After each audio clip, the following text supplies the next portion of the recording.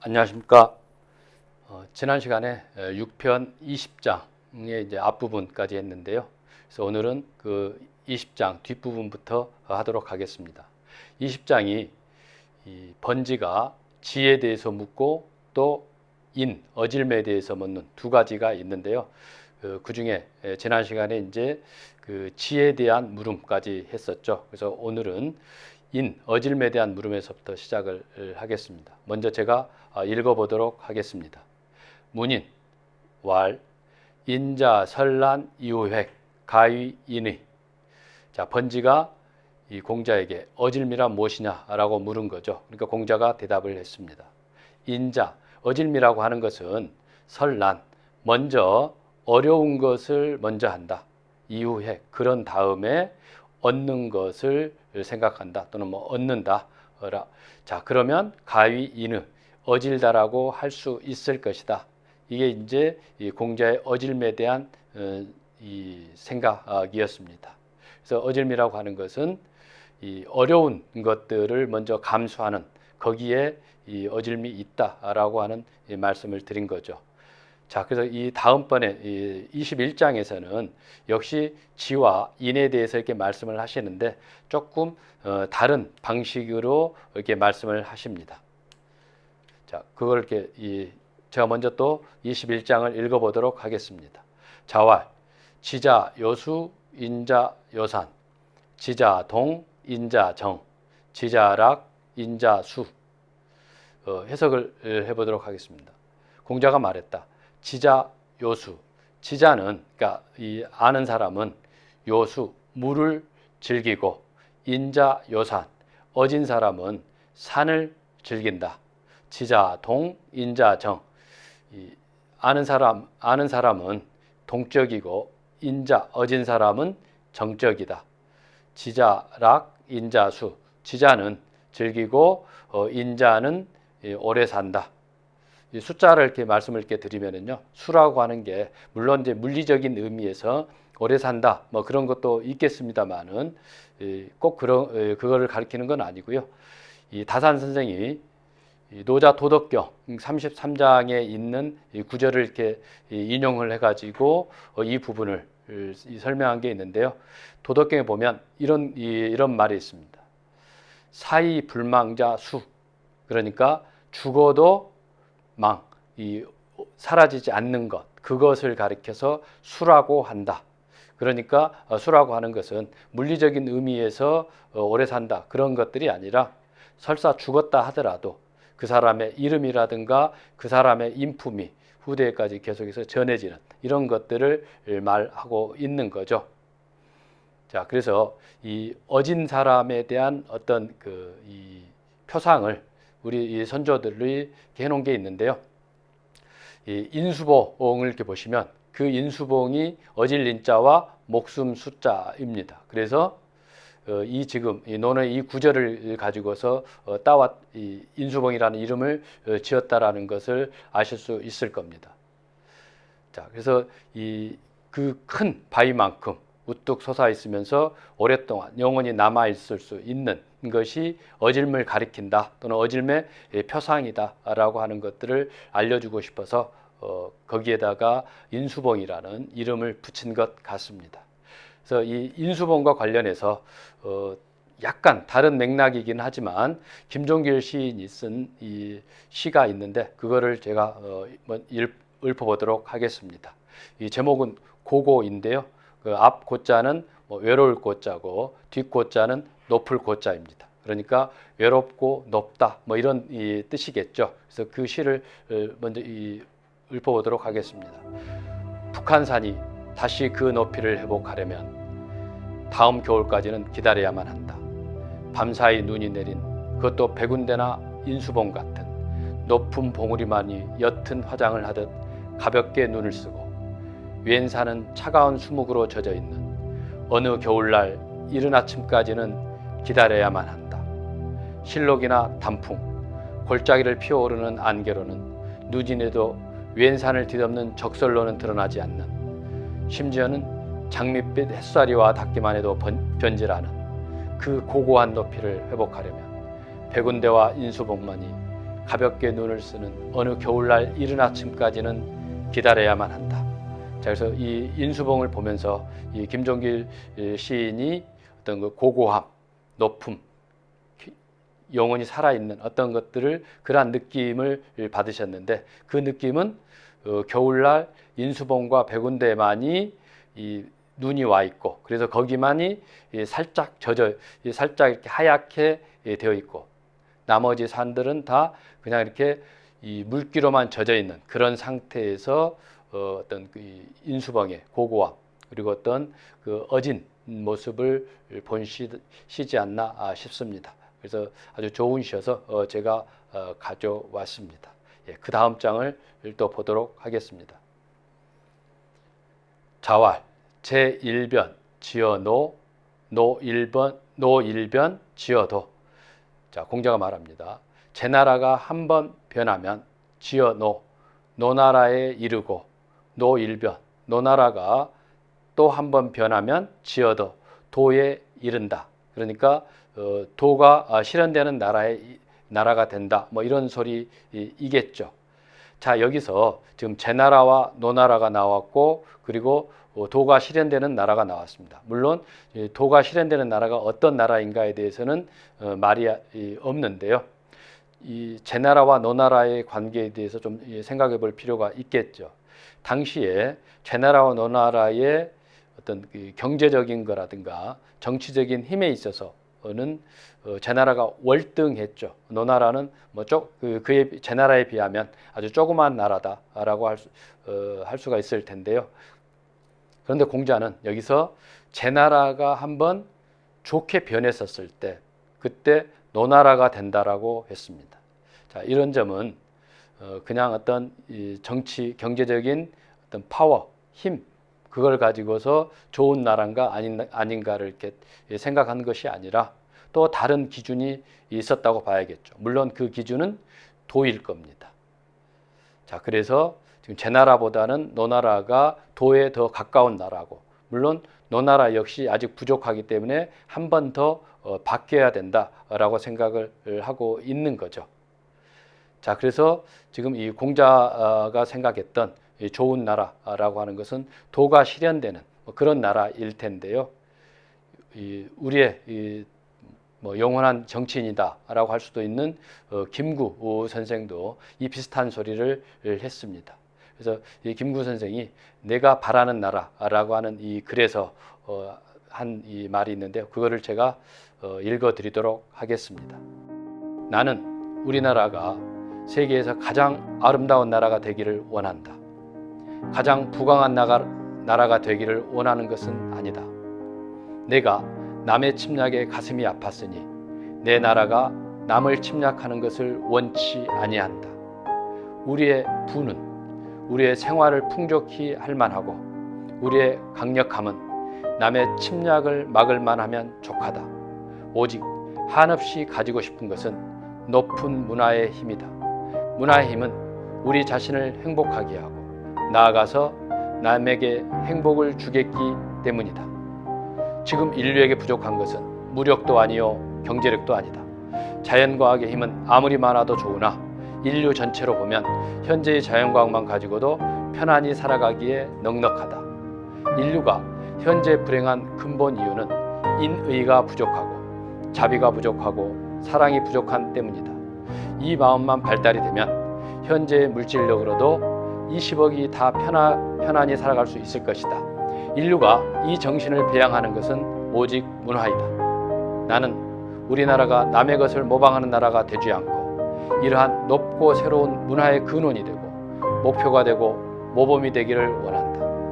그래서 진정한 세계 평화가 우리나라로 말미암아서 세계에 실현되기를 원한다. 홍익인간이라는 우리 국조 당군의 이상이 이것이라고 믿는다. 최고 문화 건설의 사명을 이룬 민족은 이런이 폐지하면 모두 성인을 만드는 데 있다. 자, 김구 선생이 바라는 나라는 이 문화가 이렇게 꼽히는 나라라는 것들을 이렇게 말씀을 하시고 있는데요. 그래서 맨 마지막 구절에서도 지금 정말 바라는 것은 모든 국민이 다 성인이 되는 또 성인이 될 수 있는 그러한 나라를 원한다고 했습니다. 이 유학의 어떤 그 연장선상이 있고 공자가 말한 제 나라보다는 노나라가 더 나은 나라고 노나라도 한 번 더 변해서 이 도가 실현되는 그런 나라가 되기를 바라는 그런 마음을 이런 식으로 김구 선생이 표현했다라고 할 수가 있을 겁니다. 예, 그 다음 23장을 보도록 하겠습니다. 자왈, 고, 불고, 고제, 고제. 예, 고, 불고. 고라고 하는 것은 이 그릇인데요. 그래서 이렇게 거기에 이제 술잔으로 쓰기도 하고 하는 아주 오래된 이 그릇인데 고, 불고. 고가 불고이면 고제, 고제. 고이겠는가, 고이겠는가 뭐 이런 뜻인데요. 이때 이제 이 고가 불고이면이라고 할 때 이 고자를 이렇게 보시면 앞에 지금 뿔각자로 되어 있죠. 그러니까 이 고 그릇이 각이 졌습니다. 보통은 팔각 각이 이렇게 진 것을 이렇게 가리키는데요. 그런데 공자 시대 때에 고라고 명칭을 하면서 각이 져 있지 않는 그냥 둥근 그릇이 유행했던 것 같습니다. 그러니까 그것을 지금 보시고서 어떤 그 비유적인 표현을 하신 거죠. 고 불고 고가 고답지 않다면 이때 고답지 않다라는 것은 각이 져 있지 않는 거죠.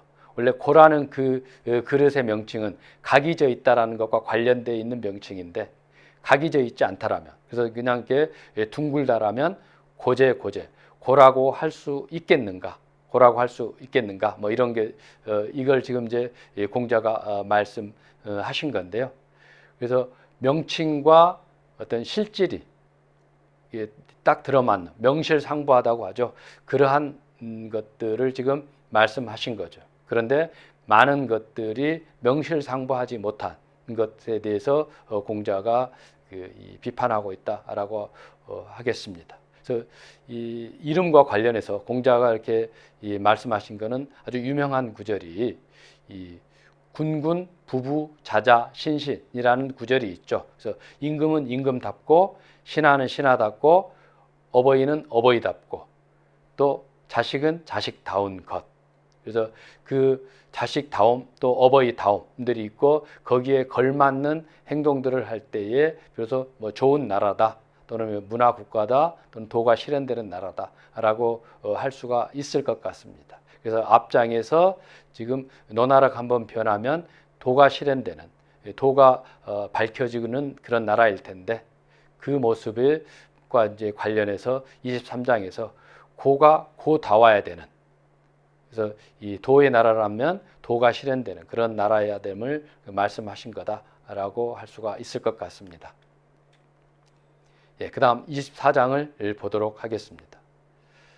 제야 문활, 인자, 수고지왈, 정유인원, 기종지야, 자왈, 하위기였냐, 군자 가서야 불가하며, 가기야 불가망야. 예, 제야가 또 이렇게 물었습니다. 인자, 수고지왈, 인에 대해서 어떤 사람이 다음처럼 말한다라면 이 다음은 정유인원입니다. 그러니까 그 정은 이 우물이죠. 그러니까 우물 안에 어질미 들어있다. 또는 이 어질물 그냥 이렇게 어떤 학자들은 그냥 사람으로 해석하기도 합니다. 그래서 우물 속에 지금 사람이 들어있다. 그렇게 말을 한다라면 기종지야. 그거를 그 말을 따라서 뭐 우물 속으로 이렇게 들어가겠습니까? 라고 지금 제아가 공자에게 물었습니다. 그러니까 어진 사람이라면 설사 우물 속에 어질미 있다 하더라도 또는 우물 속에 사람이 들어있다 하더라도 그 우물 속까지 뛰어 들어가겠느냐라고 물은 거죠. 그러니까 공자가 대답합니다. 하위기였냐 어찌 그러하겠는가. 군자 가서야 불가하며 군자는 가서야 거기에 가게 할 수는 있다. 그러니까 이 우물가까지 가게 할 수는 있다라는 겁니다. 그러나 불가하며 거기에 빠지게 할 수는 없다. 왜냐하면 당연히 우물 속에 빠지면 같이 죽는 거겠죠. 그래서 이 군자는 그 우물가에까지 가서 그걸 어떻게 꺼낼까를 생각하게 할 수는 있겠지만 그냥 거기에 무턱대고 빠지게 할 수는 없다. 그러면서 한마디 더 합니다. 가기야 불가망이야. 속일 수는 있다. 그러나 불가망이야. 망은 이제 이렇게 망령되게 할 수는 없는 것이다. 그러겠죠. 지금 이 우물에 이 사람들에 따라서 자기가 그냥 뛰어들어가 버린 것은 망령된 거다라고 할 수가 있을 겁니다. 자, 그런데 이 질문을 지금 제야가 왜 했을까를 생각을 해보면 공자를 약간 지금 조롱한 듯한 느낌이 있습니다. 그러니까 어질다라는 게 정말 좋은 거고 사람을 위하는 건데 그 어질물 추구하는 사람이라면 우물 속에 사람이 들었다 하더라도 거기에 뛰어드느냐, 이런 지금 약간 조롱 섞인 이 질문을 한 거죠. 그러니까 거기에 대해서 공자가 그런 건 아니다. 우물가에까지 가서 그 사태가 어떻게 되었는가를 살펴보고 또 구원할 길은 어떤 걸, 구제할 길은 어떤 걸까를 생각해 보게 할 수는 있겠지만 그렇다고 해서 그냥 무턱대고 이 우물 속에 뛰어들진 않는다. 그렇게 어진 사람이라는 게 그렇게 바보인 것은 아니다라는 식으로 지금 말씀을 하셨습니다. 근데 이 다른 데 보면 양화편에 보면은 어질미라고 하는 게 그냥 이렇게 좋은 것이 아니라 어질매도 역시 또 이렇게 따라야 되는 것들이 있습니다. 거기에서는 지금 이 즉 배움이 있어야 된다라고 했는데요. 양화편의 8장에 있는 구절을 제가 이렇게 읽어보도록 하겠습니다. 호인 불호화 기패야 우, 호지 불호화 기패야 탕, 호신 불호화 기패야 적, 호직 불호화 기패야 교, 호용 불호화 기패야 난, 호광 불호화 기패야 광. 그래서 지금 이 인, 그 다음에 지, 또 신, 직, 용, 뭐 강, 이런 것들이 다 아주 좋은 덕성이겠죠. 그런데 공자는 그것만 가지고는 부족하다라고 했습니다. 그래서 여기에 늘 배움이 따라야 된다. 배움이 따르지 않으면 그것들이 아주 좋은 덕성이지만 거기에 이 폐단이 끼어들게 된다라고 하면서 그거를 하나하나 말씀을 이렇게 하신 건데요. 그거를 이렇게 해석하면 이렇게 됩니다. 호인 불호화, 인을 좋아하고 배움을 좋아하지 않으면 그것에 폐단이 생기는데 우둔하게 된다, 멍청하게 된다라는 겁니다. 자, 지금 이 우물 속에 사람이 있다고 해서 그냥 무턱대고 뛰어드는 것은 우둔한 거죠. 멍청한 걸 겁니다. 그래서 공자는 그런 것을 어질다라고 하지는 않습니다. 하나만 더 이렇게 보면은요, 호지 불호화, 알물 이렇게 좋아하면서도 배움을 좋아하지 않으면 그거 역시 폐단이 있는데 탕은 이렇게 질펀하게 퍼진다라는 겁니다. 아주 이렇게 너무 이렇게 이 범람할 것처럼 물이 범람한 것처럼 그냥 여기저기 이렇게 흘러 나가게 되는 그러한 어떤 폐단을 가져오게 되고, 그 다음에 이 호직 불호화 기패야 교. 자, 직 올곧음을 좋아하고 배움을 좋아하지 않으면 그거 역시 폐단이 있다라는 겁니다. 올곧음이 얼마나 좋은 거겠습니까? 좋은 덕성이겠습니까? 그런데 그 올곧음만을 추구하게 되면 그것이 이 폐단을 가져오는데 교하다라는 겁니다. 교자는 앞에 이제 실사변인데요. 그래서 교형이라고 하죠. 목을 이렇게 목을 이렇게 묶어서 이 형벌에 처하는 것, 그걸 이제 교형, 사형에 처하는 것을 교형이라고 하는데요. 그래서 올곧음만을 좋아하고 올곧음만이 너무나 이렇게 부각돼 있고 배움이 없다라고 한다라면 이 목을 졸리는 것처럼 본인 스스로가 그러겠죠. 물론 또 그 옆에 있는 사람도 마찬가지로 목이 졸리는 그러한 느낌을 받을 겁니다. 자, 그래서 공자는 정말 필요한 덕성이지만 인이라든가 지라든가 직, 용 이런 것들이 아주 필요한 이 덕성이지만 거기에서 머물러서는 안 되고 늘 배움과 같이 있어야 된다라는 이 말씀을 하셨습니다. 자, 그래서 어느 것 하나를 절대적으로 여기는 그러한 태도는 공자가 바라지 않는 태도였다라고 하는 것들을 아셨으면 좋겠습니다. 그 다음 25장을 보도록 하겠습니다. 자왈, 군자 박학 어문 약지 이래 역가히 불반의의. 자, 이 공자가 말합니다. 군자는 박학 어문, 박학 널리 배운다. 이 글을 이 문장을 널리 배우고 약지 이래. 근데 널리 배울 뿐만 아니라 약지, 그것을 약은 앞에 이제 역시 이렇게 실사변인데요. 실로 이렇게 어떤 무엇을 이렇게 꽉 묶는 것, 그게 이제 약입니다. 그래서 약속한다라고 할 때 이 약자를 쓸 때도 마찬가지인데요. 어떤 그 말을 해놓고 그것을 말이 흩어지지 않게끔 또는 이렇게 사라지지 않게끔 딱 묶는 것, 그게 이제 약속이죠. 그래서 널리 배우는데 그 배운 것을 거기서 끝내지 않고 잘 이렇게 묶어야 된다라는 겁니다. 그런데 그 묶을 때의 기준이 되는 것 또는 뭔가 줄이 되는 것이 예입니다. 그래서 예로서 그것을 잘 간추려야 된다라는 거죠. 그러면 역가히 불반이에요. 그러면 또한 이 불반, 거기서 벗어나지 않을 것이다. 배반을 하지 않을 것이다. 라고 하는 것들인데요. 그럼 무엇에서 벗어나지 않겠습니까? 도에서 이겠습니다. 자, 여기서도 이 유학의 아주 중요한 특징이 나타나는데요.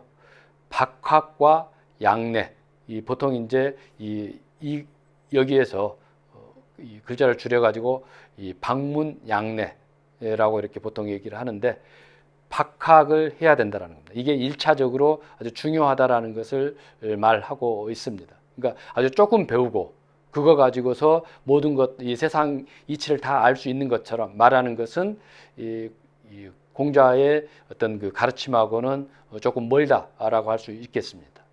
박학입니다. 널리 많이 배우고 널리 알아야 된다라는 겁니다. 물론 그러나 그것만으로서 끝나게 돼버리면 이게 그냥 이렇게 이 만물박사처럼 또는 중구난방처럼 막 될 겁니다. 뭐 정보 나열이 되겠죠.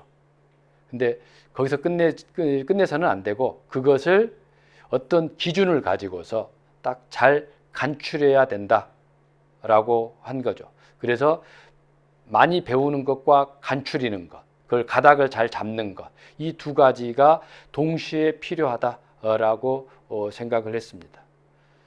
자, 이런 게 공자가 생각하는 어떤 뭐 중용의 태도다라고 할 수도 있을 텐데요. 그 다음에 이제 그 레에 대해서만 조금 더 말씀을 드리면, 이 약지이래라고 했었을 때 그 레, 그러니까 예를 가지고서 어떤 이 가닥을 잡는데, 얘는 우리가 일반적으로 생각하듯이 뭐 이렇게 인사를 잘한다든가 뭐 이런 것들만이 아니라 그보다 훨씬 더 포괄적인 의미를 갖고 있습니다. 어떤 질서와 관련되는 것들은 다 예다라고 생각을 하시면 될 것 같습니다. 그래서 어떤 기준, 그러니까 그 당시에 생각하는 올바른 기준 또는 질서, 이것을 예라고 생각을 했습니다. 물론 그렇기 때문에 예는 시대에 따라서 바뀌겠죠. 그래서 그러니까 예에 대해서 이렇게 많이 나와 있는 예기에도 보면 예라고 하는 것은 바뀌는 것이다라고 했습니다. 물론 바뀌지 않는 것, 예를 들면 친친, 어버이를 어버이로 여기는 것, 존존, 어떤 존귀한 사람을 존귀하게, 현현, 뭐 현인을 현인으로서 여기는 것, 이런 것들은 바뀌는 것들이 아니겠지만 이 천문학이라든가 또는 복식이라든가 뭐 모자 뭐 이런 것들은 다 바뀌는 거다라고 생각을 했습니다. 물론 뿐만이 아니라 국가의 어떤 이 국가 체계 이런 것도 예에 들어가는데요. 그런 체계조차도 당연히 시대에 따라 바뀔 겁니다. 그러나 어찌됐든 그 시대가 가지고 있는 올바르다라고 여기는 어떤 이 질서는 있을 겁니다. 그 질서에 의해서 많이 배운 공부가 가닥이 잡혀야 된다. 그러면 도에서 멀지 않을 것이다. 도를 배반하지 않을 것이다. 라고 공자가 말씀하셨다는 것들을 알 수가 있을 것 같습니다. 예, 여기서 일단 끝내도록 하겠습니다. 예, 감사합니다.